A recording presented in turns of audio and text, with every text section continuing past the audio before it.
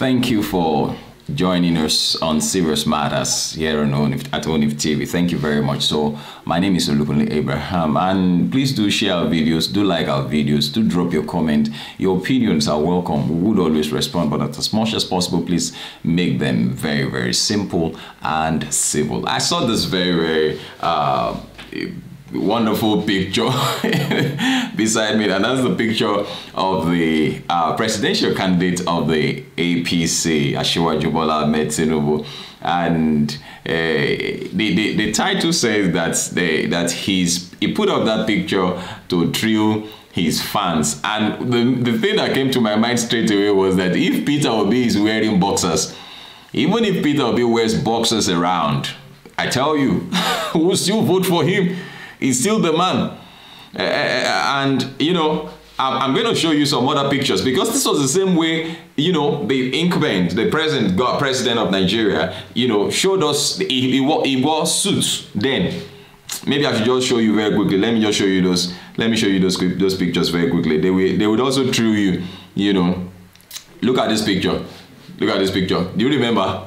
You remember now. You remember these pictures. Now, after this time, after these pictures in 2015, I've not seen Baba wear.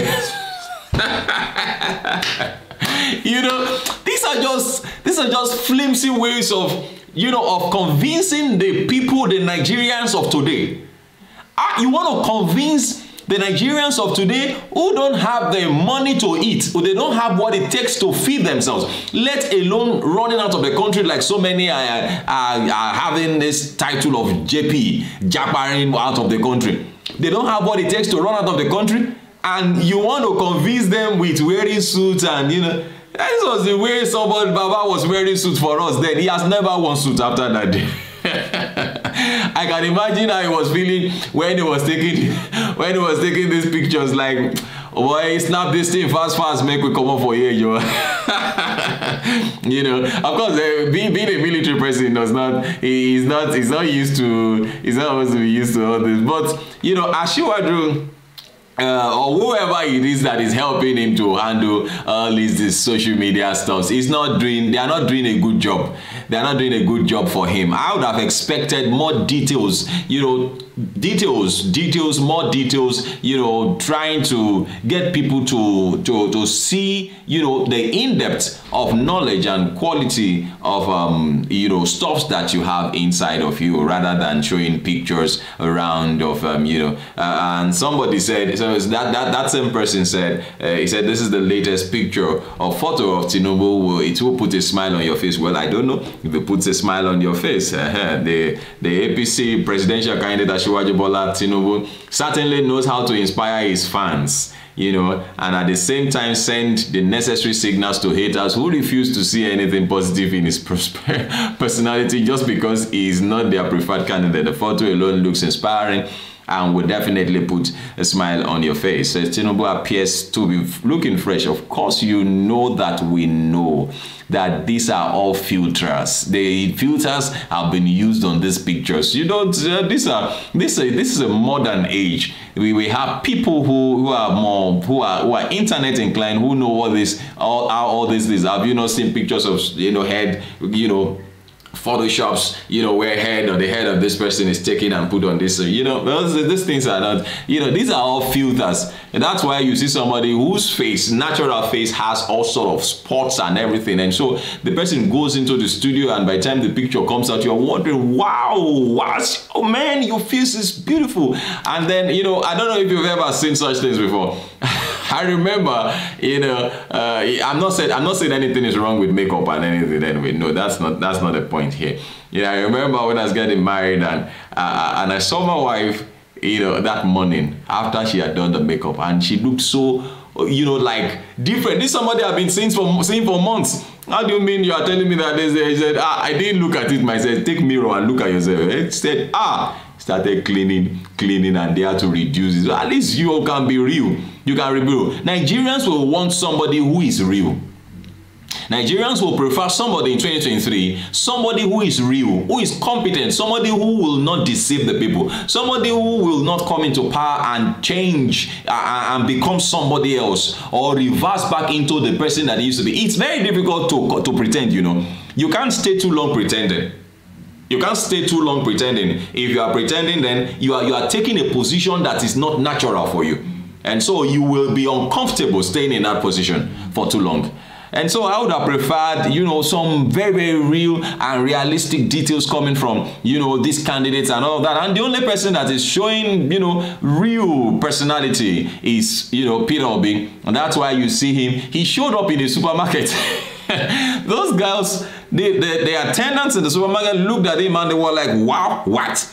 You know, like, you know, that kind of look like, is he the one? Is he the one? He's not the one. Is he the one? He's not the one. Is it only for them to discover that he was actually the one? You know, that's the kind of president that we want. That is the kind of person that we need in Nigeria at this time.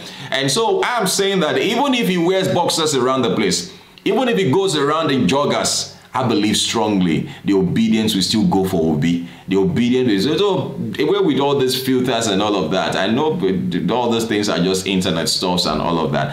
But then, you know, drop your opinion on this particular one. Does it really thrill you? Because what the writer said is that it is going to thrill so many of you. But then, does it really thrill you? I go with real things. I go with the reality of things. Does this picture match the reality of Baba on ground? Yeah, I call him Baba because he's a grandpa. As far as I'm concerned, he's a grandpa to so many. I mean, he has grandchildren already, and you know, he's a grandpa. And so, for me personally, like I would have always said, if I had the privilege of meeting, you know, Asiwaju Bola Ahmed Tinubu, but today I would say, Daddy, please, I would have preferred. You are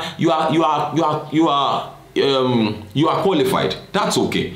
You have worked for democracy. You have, you know, if we are to go by working for democracy and all of that, you have worked for democracy and you are qualified. But it's not you at this time.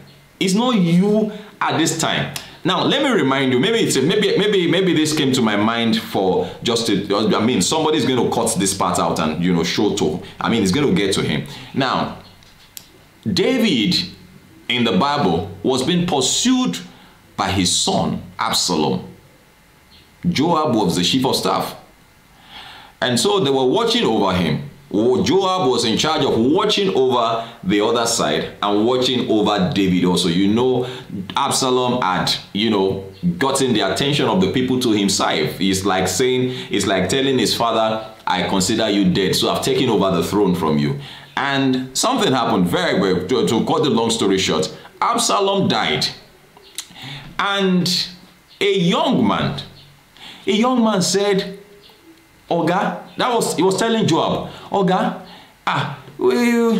let me go and tell, you know, he was, you know, this kind of excitement, like I want to be the one that will drop the bomb, that will drop the news, you know, for King David, that his enemy has died. I mean, how do you go and it doesn't matter how bad the son of a man is, you don't expect him to be celebrating his son. It doesn't matter what character or what behavior, those are just by the way. That does not eliminate the fact that Absalom was the son of David.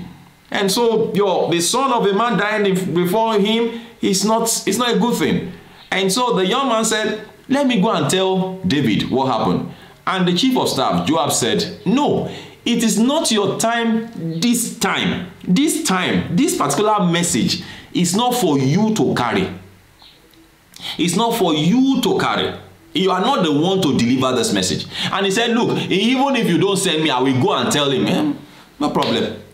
He ran and got to David. He told David, this is what happened, this is what happened, David's done. And David started looking at him. And so what now happened? But Joab now picked Cushi and said, Cushi, you are the one to deliver this message. And Cushi said, okay, sir. And so he ran at his pace. And so while that young man finished delivering his message and it wasn't inspiring, he didn't touch anybody, nobody was, you know, it didn't even move David, as it were. But the one that carried the real message, now the first person was a messenger. It was his responsibility to run with that message. But for that particular message, It wasn't him that was to carry that message. And so you see that when he carried the message, it had no effect on the person that he delivered the message to, because he wasn't sent. It wasn't his time. And so Cushi got to David, explained the same thing that the first messenger explained to him.